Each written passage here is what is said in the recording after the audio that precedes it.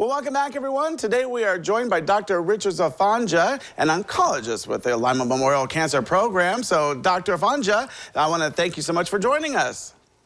Thank you for having me. All right, so let's start with the basics. Now, when we talk about cancer prevention, what do we really mean, and why is it so important?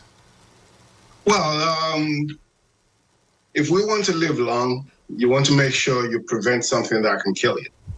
So what you want to do first is make sure you do your best in making sure that cancer doesn't come. Cancer has significant toll on your health, your finances, your quality of life.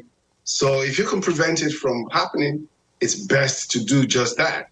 So what we're looking at is a situation where little things that you want to do on a daily basis becomes a routine for you to ensure that the cancer does not get started. Because once cancer starts, you have to start chasing it. And it's best to prevent it from happening. And if it happens, it's best that you get it at its very lowest level, at the earliest stages, when it's curable, before it becomes something much more heinous.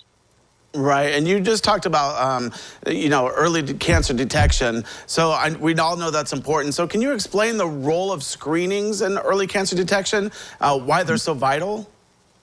Yes, it's very, very important.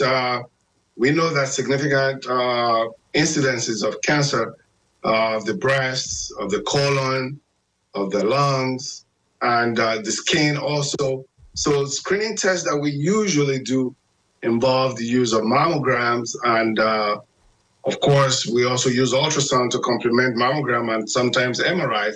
But mammograms we use for screening mainly to make sure we pick the earliest stages of breast cancer before the cancer becomes much more difficult to control. Also, routine colonoscopic evaluations where you have the gastroenterologist putting a camera up into the rectum to ensure that there is no polyps, which subsequently develops into cancer, can be picked up early and they can be removed.